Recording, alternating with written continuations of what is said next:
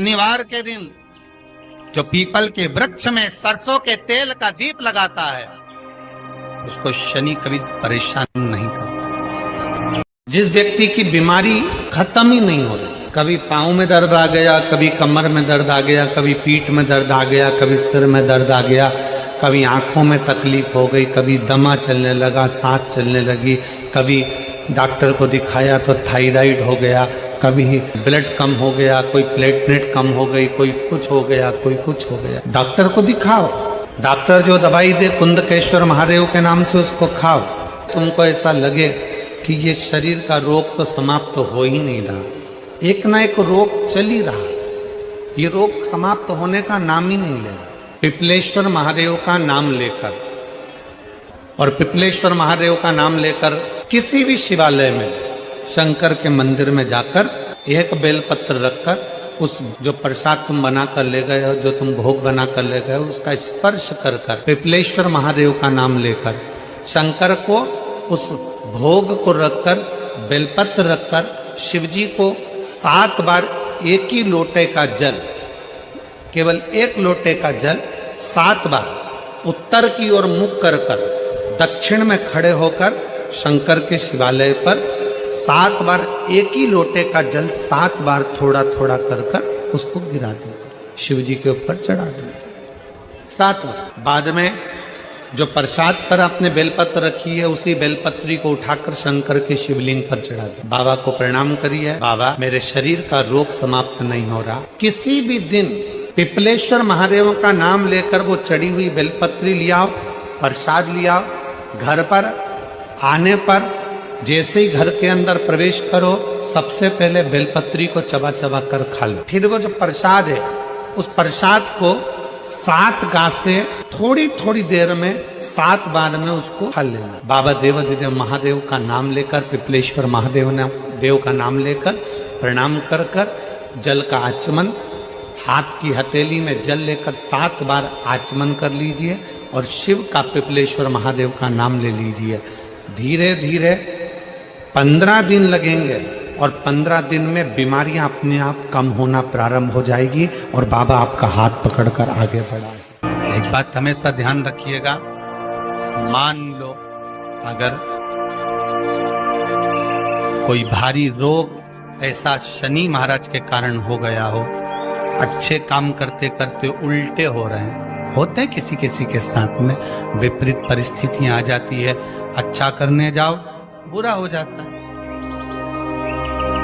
अच्छा कर्म करने जाओ बुरा हो जाता है। तो पीपल के वृक्ष की जो छाल होती है, छाल देखिए, पीपल के वृक्ष में जो छाल लगी होती है उस छाल को घिसकर चंदन बनाकर भगवान शंकर का स्नान कराकर, अभिषेक कराकर, पूजन कराकर, पूजन कराने के बाद हमें पिपलेश्वर महादेव का नाम लेकर, कौन से महादेव? पिपलेश्वर महादेव का नाम लेकर वो जो घिसी हुई छाल होती है उस छाल का तिलक भगवान शंकर को लगा लो और उसी का थोड़ा सा भाग अपने कंठ पर, मस्तक पर लगाना प्रारंभ कर दो। धीरे धीरे जो विपरीत दशा है वो सुधरना प्रारंभ हो जाती है। पर नाम याद रखना, पिपलेश्वर, जम के बोलिए पिपलेश्वर महादेव। एक देवता ऐसे हैं जिन्होंने दूसरे का हिस्सा खाने का प्रयास करा था और आज भी उस देवता से दुनिया डरती है। और उन्होंने दूसरे का हिस्सा खाने का प्रयास करा था तो शंकर भगवान ने उसको भी नहीं छोड़ा। कौन से देवता? वो बाल्टी में हर शनिवार को आते हैं आपके यहाँ। कौन से? शनि देव। उनने क्या करा था? भगवान सूर्य नारायण ने अपने सारे पुत्रों को देखा, सारे पुत्रों,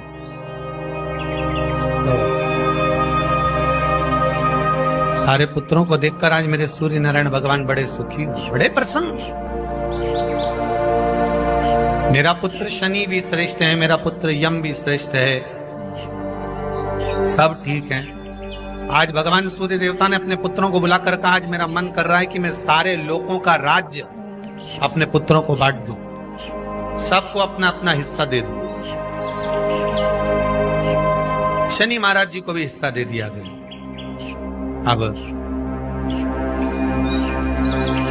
जब शनि महाराज जी को हिस्सा दे दिया तो शनि महाराज जी संतुष्ट नहीं हुए। दुनिया में ऐसे लोग बहुत सारे हैं जो संतुष्ट बहुत कम हो पाते हैं। शनि देव के मन में संतुष्टि नहीं है। जब शनि देव के मन में संतुष्टि नहीं हुई तो शनि महाराज उसी समय पर अपने सारे भाइयों का हिस्सा बटोरने लगे, उस पर कब्जा करने लगे। कब्जा करने लगे तो सूर्य देवता की आंख में जल भर गया। कितना तेजवान सूर्य नारायण, कितने तेजवान, कितना तेज भगवान सूर्य के पास में था। पर शनि महाराज को देखकर आज रो रहे हैं। शनि महाराज को, शनि महाराज ने अपने भाइयों के इस हिस्से पर क्या कर लिया। सूर्य नारायण भगवान की आंखों में जल भर गया कि मेरा पुत्र ऐसा कर रहा है। शनि को बुलाया सूर्य नारायण भगवान ने, समझाया और नहीं माना। किसी किसी की नियत होती है कि इसको इतना कैसे दे दिया, अम्मा ने इसको इतना कैसे दे दिया, पिताजी ने इसको इतना कैसे दे दिया, मैं तो कब्जा करूंगा, दुकान नहीं छोड़ू, घर नहीं छोड़ू, ये नहीं छोड़ू, वो नहीं छोड़ू। मत छोड़, एक दिन संसार छोड़कर जाना पड़ेगा। तब कहीं जमीन जायदाद छाती पे बांध के ले जाएगा। नहीं माने तो सूर्य देवता ने अपने गणों को भेज दिया, जाओ जरा शनि महाराज को जरा हटाओ वहां से। शनि महाराज को गुस्सा आया और शनि महाराज ने उन सारे गणों को नष्ट कर दिया। सूर्य नारायण रो रहा है। भगवान शंकर की पंचायत में सूर्य देव भी हैं, मतलब शंकर भगवान के मित्रों की गणना में सूर्य आते हैं। भगवान विष्णु, सूर्य नारायण, शंकर भगवान, माँ दुर्गा, गणेश जी, ये पंचायत है ना शंकर की, शिव पंचायत। शिव परिवार में कार्तिकेय, गणेश जी, पार्वती जी, शंकर जी, नंदी, ये शिव परिवार। पंचायत में सूर्य देवता। सूर्य नारायण को रोता हुआ देखकर भगवान शंकर को बड़ा दुख हुआ। शिव जी ने पूछ लिया, क्या बात है, आप रो रहे हो? नारायण क्या हो गया? मेरा बेटा मानने को तैयार नहीं है। आप चिंता मत करो, अभी देखता हूं मैं जाकर। और भगवान शंकर ने जाकर तुरंत सूर्य नारायण भगवान के कहने पर शनि देव को जाकर समझाया। इतने में तो शनि देव आग बबूला हो गए। आग बबूला होकर शनि देव ने कहा, ए शिव, आप मुझे जानते नहीं हो? शंकर भगवान ने कहा, क्या जानना है ये बताओ, क्या जानना है ये बताओ। शनिदेव कहते हैं, आप मेरी दृष्टि को नहीं जानते। शंकर भगवान ने कहा, तू भी नहीं जानता कि तेरी दृष्टि खराब कैसे हुई। तेरी दृष्टि को श्राप किसका लगा है तुझे नहीं मालूम क्या? शंकर भगवान ने जब समझाना चालू करा कि देख शनिदेव, तुम तो कह रहे हो, तुम तो बोल रहे हो कि मेरी दृष्टि नहीं जानते। हम जानते हैं आपकी दृष्टि, मना नहीं है, जाना, पर आप नहीं जानते क्या? शिव जी जानते हैं। शिव जी ने कहा, मैं सब जानता हूं। आपका विवाह करा सूर्य देवता ने, आपकी पत्नी घर में आ गई, आप अपनी पत्नी को देखते तक नहीं थे, इसलिए आपकी धर्म पत्नी ने आपको श्राप दिया कि जिस पति ने मुझ पर दृष्टि नहीं डाली, मेरे वो पति की दृष्टि कुदृष्टि हो जाए, जिस पे डालेगा वो बर्बाद हो जाए। शनि महाराज ने कहा, आप मेरी पत्नी की याद मत दिलाओ। शंकर भगवान बोले, शनि, फिर समझा रहा हूं, हिस्सा छोड़ेगा कि नहीं छोड़ेगा? शनि बोले, नहीं छोड़ूंगा। शंकर भगवान ने उठाया, पीपल के पेड़ के नीचे ले गए और पीपल के पेड़ के नीचे शनि महाराज को उल्टा लटका दिया। 19 साल तक शनि महाराज को पीपल के पेड़ के नीचे शंकर जी ने लटका के रखा। अब बोल, 19 वर्ष तक शनि महाराज पीपल के वृक्ष में, पीपल की जड़ पर बंधे रहे, बोले ही नहीं, सीधे टंगे रहे।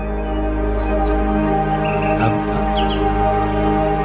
दूसरे का हिस्सा खाने वाले को जब शनि महाराज जैसे के लटका दिया भोलानाथ ने, तो तुम कहीं लगो रे लाइन में? मेरा विचार तो करो। 19 वर्ष तक शनि महाराज लटके रहे, तब 19 वर्ष नेत्र बंद कर कर शनि महाराज ने शंकर की आराधना करी कि दुनिया में कोई ऐसा नहीं जो मुझे उल्टा लटका दे, केवल एक ये ही है जिनने मुझे लटकाया है। तो 19 वर्ष तक तप करा तो शंकर जी प्रसन्न हो गए। धर्म को हटाकर पार्वती को लाए, साथ में आशीर्वाद दिया, शनि महाराज को खोला।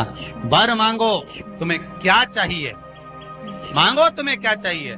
शनि महाराज ने कहा मांगूंगा कुछ नहीं, आप वर दे दीजिए। शंकर जी ने कहा मैं तुम्हें दंड अधिकारी बनाता हूं कि आप अच्छे और बुरे का दंड दोगे, आप अधिकारी बनकर बैठोगे, मेरा आशीर्वाद तुम्हारे साथ है। दंड अधिकारी। भगवान शंकर का एक अवतार है पिपलाद अवतार। पिपलाद अवतार। जब दधीचि ऋषि की अस्थियां चली गई, उनकी धर्मपत्नी सुभाष ने देखा मेरे पति को मार दिया गया, मेरे पति की अस्थियां ले गए राक्षसों का संहार करने के लिए, उनकी अस्थियां लेकर चले गए, मेरा पति चले गया। सुभाष गर्भ से थी, मरना चाहती थी, प्राण छोड़ना चाहती थी। शिव जी ने देखा ये तो अग्नि के ऊपर चढ़कर अपनी देह त्याग रही। शंकर भगवान ने आकर कहा रुक जा सुभाष, रुको, तुम्हारे गर्भ में बच्चा है, तुम्हारे गर्भ में बच्चा है, वो बच्चा मर जाएगा। अब इस बच्चे को जन्म देकर भी क्या करूं? नहीं पिता, तुम्हारे गर्भ में जो बच्चा है वो महाज्ञानी है, तुमने मुझसे प्रसाद के रूप में मांगा था, कहा था शिव जैसा पुत्र होना चाहिए, तो क्या तुम शंकर को नष्ट कर दोगे? मैं शंकर को जन्म दूंगी। सुभाष ने 2 पत्थर उठाए, अपने गर्भ पर मारना प्रारंभ करा, गर्भ पर मारा, बच्चे ने जन्म लिया। बच्चा 7 महीने का था। उस बच्चे को उठाकर पीपल के कोटर में रख दिया। पीपल की कोटर। एक गिलहरी पीपल के फल को लेकर आती थी, पिपलाद के मुंह में देती थी। शिव का एक, इसलिए शंकर का नाम ही पिपलेश्वर महान। शिव का एक अवतार पिपलाद के रूप में हुआ है। तुम क्यों चिंता करती हो? तुम चिंता मत करो, तुम्हारा पुत्र जन्म दो तुम। और दिया धन सुभाष ने, उसके बाद प्राणों को त्यागा। और उस पीपल के कोटर में अगर भरण पोषण करने वाला कोई था तो वह देवाधिदेव महादेव था। फिर निवेदन करेंगे, माता के गर्भ में बच्चा रहता है, उसका भरण पोषण करने वाला मेरा देवाधिदेव महादेव है। अगर जन्म उसने दिया है तो मृत्यु भी वो देगा। अगर तुमको कुछ ज्ञान दिया है तो अच्छी जगह पर भी वही पहुंचाएगा। आप जो अभिलाषा लेकर आते हैं, बच्चे कहते हैं हमारी नौकरी नहीं है, सर्विस नहीं है, हम इस कॉलेज में पढ़ना चाहते हैं, हम इस जगह जाना चाहते हैं, हम इस पद पर जाना चाहते हैं, बस इतना याद रखना, तुम्हारा भाग्य बुरा नहीं होता। कभी भी याद रखना, संसार में जिसको भगवान ने जन्म दिया उसकी किस्मत कभी बेकार नहीं हो सकती। अगर भगवान तुम्हारी किस्मत बेकार होती तो जानवर बनाकर पैदा करता, इंसान बनाकर नहीं। किस्मत अच्छी थी इसलिए इंसान बनकर पैदा, जानवर बनाकर पैदा नहीं करा। अगर तुम्हारी किस्मत अच्छी थी इसलिए मनुष्य बनकर पैदा हुए हो, इंसान बनकर पैदा हुए हो, मानव बनकर पैदा हुए हो। भगवान को दोष मत देना कि भगवान ने किस्मत बेकार दी है। भगवान ने किस्मत अच्छी बनाई है इसलिए तुझे मृत्यु लोक में जन्म दिया। भगवान ने भाग्य अच्छा बनाया इसलिए तुझे शिव महापुराण की कथा सुनने का मौका दिया।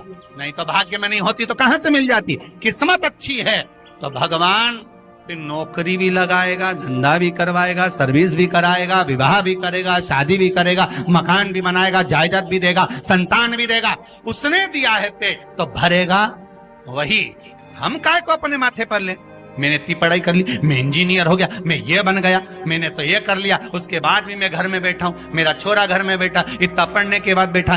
जन्म उसने दिया है, भाग्य उसका है, किस्मत उसकी है, तो कहो उसको कि शंकर का भजन कर, मंथन करे, मक्खन निकलेगा और घी भी जरूर बनेगा। हारना मती।